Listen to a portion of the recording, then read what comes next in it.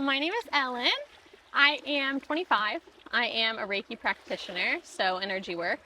And then outside of that, I am a mental health counselor. So I kind of work with all ages, young kiddos to adults, on anything from anxiety, depression, anything like that. But I'm very much a somatic-based person, so I love looking at it from a holistic lens versus just a very clinical diagnostic lens. So how can I incorporate energy work? How can I incorporate Reiki? How can I incorporate body-based stuff? So tapping, like EFT, journaling, inner child healing, all of that type of stuff. And how did you get into this kind of work? Is it something that you were always passionate about?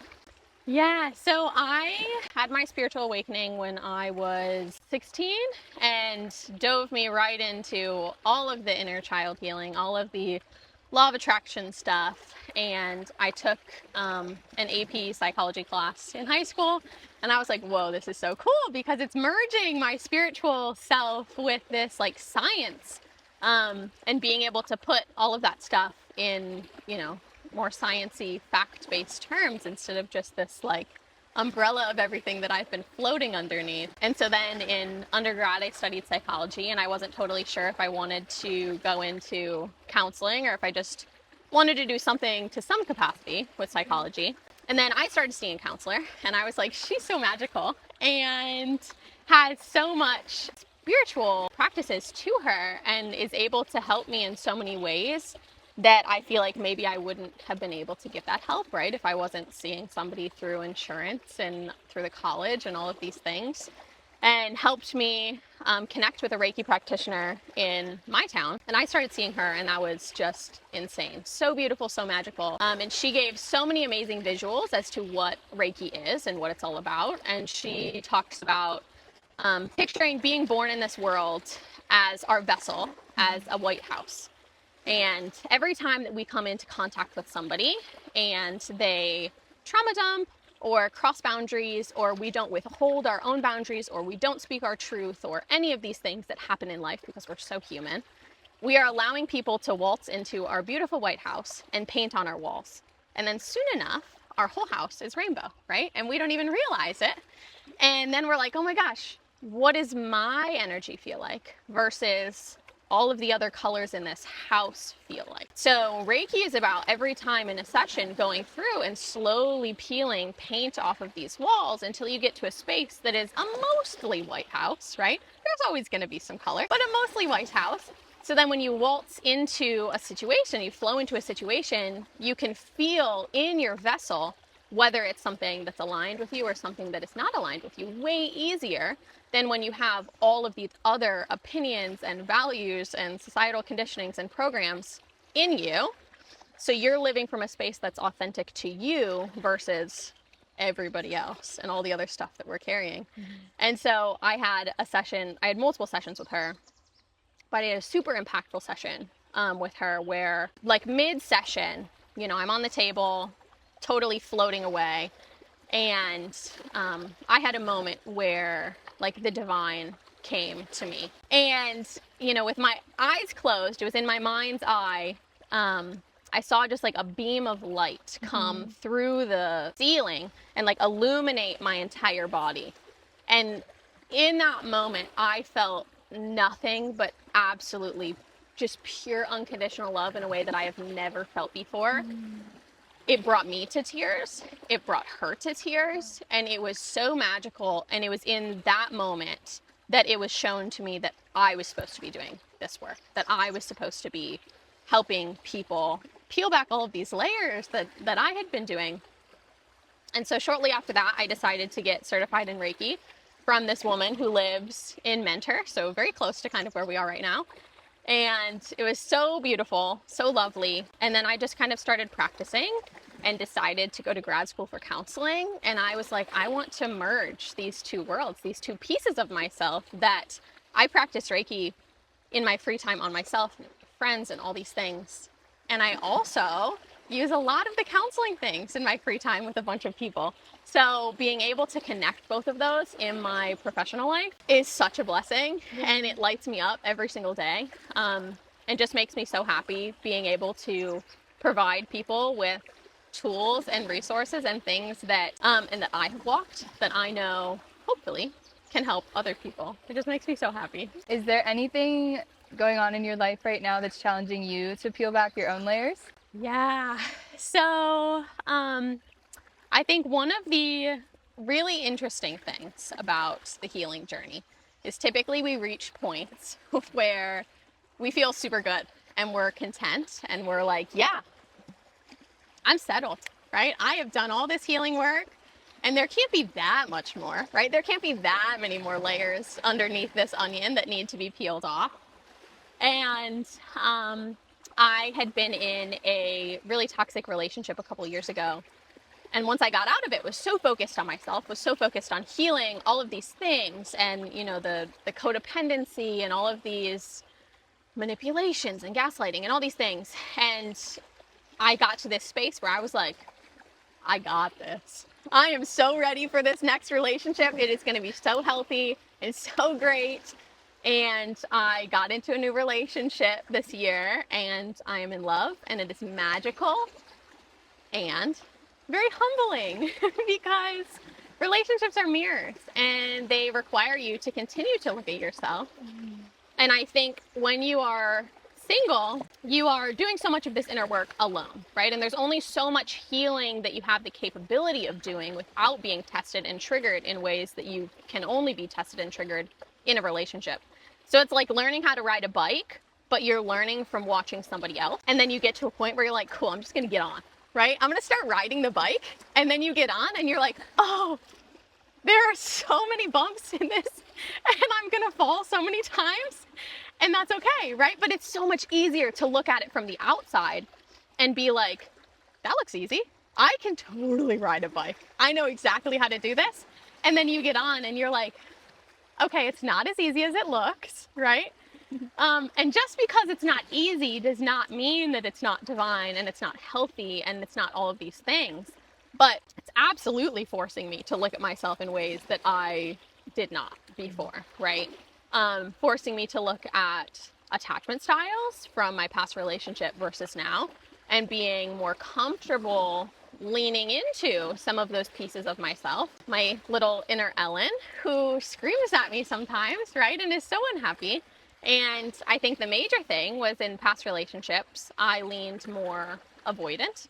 And in this relationship for the first time, it feels so safe for me to have the ability to lean in anxiety a little bit more and lean into the fact that I'm human and that I have needs and that I'm not hyper independent. And it's okay to have a need in a dynamic with somebody, and that doesn't make me any less of a person or any less worthy or capable or all these things, right? But those are the voices in our head of the different attachment styles. So I've decided to give each of these attachment styles a name to separate them from me, right? Because the voice of Ellen is very different from the avoidant and the anxious. So when those voices come up, being able to separate and be like, oh, right, that's so-and-so talking to me right now, and that's not Ellen, right? That's the little Ellen who went through XYZ experience and learned XYZ thing and is now trying to act out in the way that she learned as a 5-year-old, right? Instead of from the space of a 25-year-old, using my wise mind, my prefrontal cortex, and in my past relationship, I was using the amygdala, which is all about scanning for danger, survival, fight or flight, and being able to shift out of that and shift from a nervous system standpoint of constantly being hypervigilant and looking for all of the little dangers, right? And when everything's good in my relationship and it's peaceful or, you know, it's boring at times, my body's like, are we sure? I'm not totally sure about this, right? Seems like something should be wrong. Like it's that waiting for the other shoe to drop. And instead of projecting and instead of immediately placing blame, having to go inward and look at myself and go, hang on, right? What space is this coming from within me instead of physically in the world around me? What space is this coming from? So I think a huge piece of this has been giving myself the ability to lean into the anxiety instead of just labeling the anxiety as bad or as not good or as something to get rid of, which is, I think, something that I was doing at the beginning of like, oh my gosh, I don't like this anxiety. How do I get rid of it? And being able to approach it from this lens of it's not something you get rid of, right? It's something that you listen to, you acknowledge, and eventually you turn the volume of that voice down, and the voice of the inner secure Ellen becomes way louder than that voice. What tools are you using in those moments where you're feeling anxious? How are you there for yourself? That's such a good question, and it's something that I'm continually trying to come up with ways to soothe myself, right? I think a big piece of it is getting solid in my own self-soothing skills, right?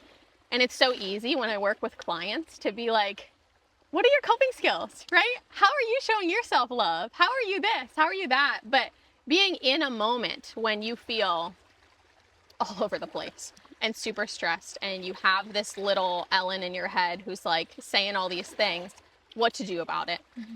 EFT tapping for me has been huge. Being able to, again, be in the body, which is something that I know really well, and still validate exactly the experience that I'm going through, because I think it's easy, or in the past it's been easy for me to just immediately go the route of meditation, right? And just being all the way up here and disassociating from everything down here, which is something that a lot of spiritual individuals struggle with. So I've been forcing myself to sit and sink into the experience of the feeling instead of running away from it, right? Because the more that you run away from it, the louder that it gets. And that's something that I've been learning too, is that the more you ignore it, the louder that it gets, right? And it's this whole process of, it's getting so loud, why, right? It's getting so loud because somehow I'm not listening to it, or I'm not honoring it. And so it feels as though it has to express itself this big instead of this big. So EFT tapping has been huge. Journaling has been huge. Being able to just kind of sink into it and write all my thoughts down and question them instead of immediately just like taking them as fact. And then cognitive diffusion, which is a really big therapy skill, but that's the whole concept of being able to watch your thoughts like leaves in a pond or in a stream, and being able to just watch them and not feel as though you immediately have to attach yourself to them, but just noticing them as something that's separate from yourself and not like something that you need to go like this into, right? The amazing spiral that makes everybody feel awful. But a lot of times we do that because anxiety wants to keep us safe. Anxiety feels as though if I think about 15 million different scenarios, somehow I'm going to protect myself from hurt. Somehow I'm going to protect myself from all of these things. So being able to sink into the fact that thinking all of these things is a protective mechanism, and I'm trying to protect myself, but being able to soothe and tell myself, I am safe, right? It feels unsafe because it's not familiar, but just because it's not familiar does not mean that it's not safe. Those are two very different things. So I think doing more body-based things, doing more journaling, and talking, right? Talking to my friends, talking to my counselor as a sounding board, because a lot of these thoughts are so irrational, right? These cognitive distortions that are so out there that when you're in it alone, you can 100% believe, right? You're like, yeah, 100%. That's exactly what's happening. But being able to talk about it with someone and then being like, hang on, right? How can we reframe this? How can we maybe dial this back like 10 notches instead of immediately going to the worst case scenario? And then I think the hardest part about all of this is being able to lean on my partner in it and being able to express that I'm feeling anxious, which is not something that I'm comfortable with, because as someone who was classically avoidant, it's I've got it all together. I've got it all handled. I don't need anybody. I can take all of my own emotions by myself, but I do have needs. And that's what this whole journey has been teaching me, is that I'm so human, and every human has needs. And it's a beautiful thing to have needs. And if we don't have needs, right, there's something wrong in a dynamic, right? Every single person has needs in some type of dynamic, platonic, romantic, in a coworker relationship, and everything. We have some type of needs. So being able to express that I have needs is so vulnerable and so scary and so different for me. But it's so exciting at the same time, and being able to express to him, hey, here's how I'm feeling. here's the little anxious Ellen, and this is what she's saying, and I can recognize that that's not the secure Ellen. And in this situation, here is a need that I have, right? And it's nothing crazy. It's not like I'm asking for the sun, moon, and stars. But it's coming from this space of when you grow up in a household where your needs are not met, or you're shamed for having needs, or shamed for having like a genuine emotional experience, verbalizing that you have needs is so different. But being able to say, hey, here's what I think I need for communication, or hey, I've been realizing that this is what I need. And approaching it from a lens of curiosity within yourself rather than from a lens of shame and from guilt or embarrassment has been huge. Because I think at the beginning, I was very much like, I don't like this, right? And something doesn't feel right. And I don't like this anxiety. I don't like the fact that I have needs. Like, should that not be a thing, right? It's very easy to like look down on it instead of being like, no, like that's so human of me. And I'm allowed to express these things. And how can I express it not only to myself, but to my partner in a way that feels comfortable for both of us and feels safe? I think is the biggest word in this whole process, right? Is I'm trying to reassure my body and reassure my brain that it is safe and that, you know, we had all of these experiences in the past that were so scary and so uncomfortable. And just because this is new, and because I'm being vulnerable and because I'm opening myself up, does not automatically mean that I'm going to end up in that same situation again. So aside from all of these big emotions that you have to cope with, how does it feel to be in the presence of love? And like, does it feel so good to be in a healthy love? So exciting.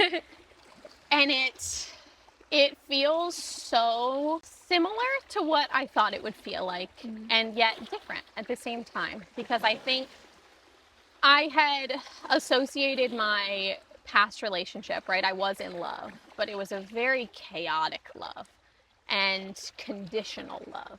And that is so different from unconditional, right? It is so different to be able to say, hey, here's where I'm at today.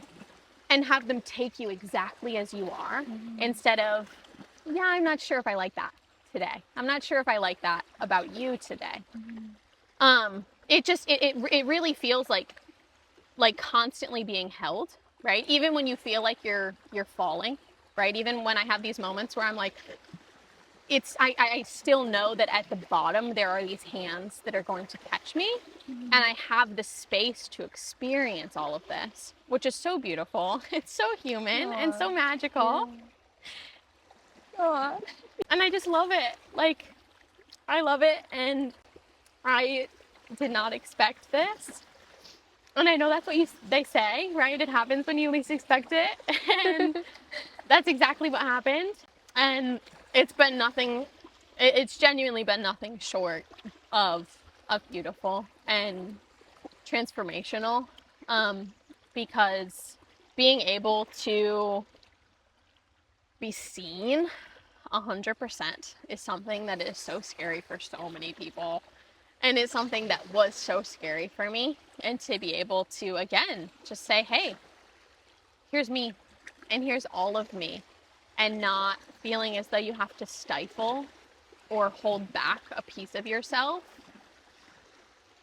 is so incredible and so beautiful, because as much as it's been amazing to be able to do that for me, it's been even cooler to witness that in him and to be able to say, wow, right? And just like marvel in the fact that like he's a human and he looks exactly the way that he does and he's come exactly as far as he has, and to be able to hold him in the same way, right?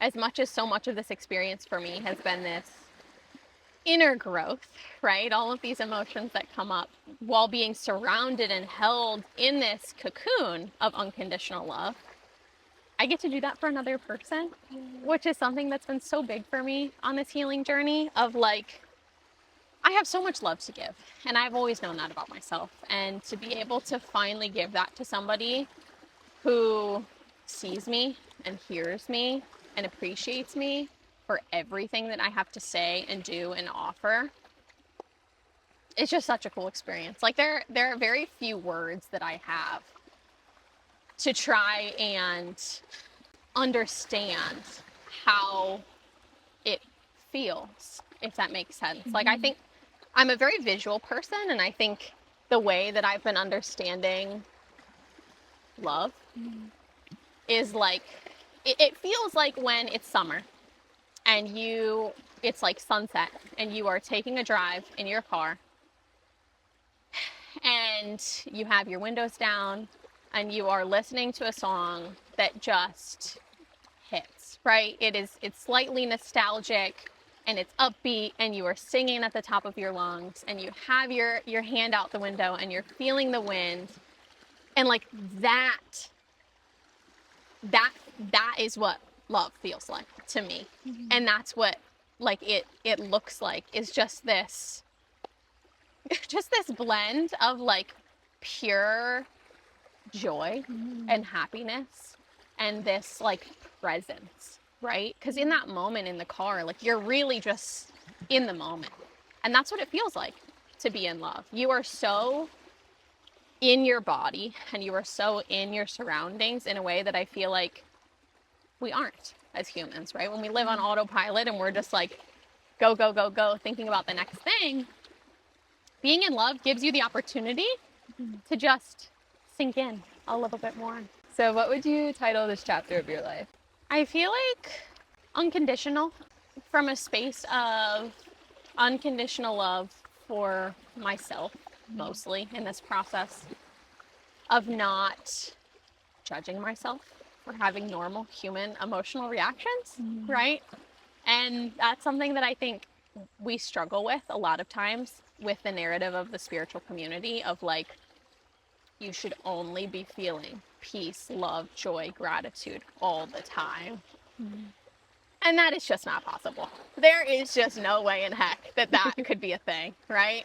But being able to say, okay, cool, I get to experience the duality, and how can I unconditionally love and accept myself in that journey, in that process, instead of only unconditionally accepting myself when I feel these higher elevated emotions. What are you learning to love about yourself? I am learning to love little Ellen, who has needs and who has wants and who has a voice that didn't get to be heard as much growing up, and being able to listen to her and not immediately tell her that she's wrong because it seems irrational, right? To look at it from my view now and listen to some of these things that little Ellen is saying, it's so easy to be like, no, that's wrong, right? And like judging.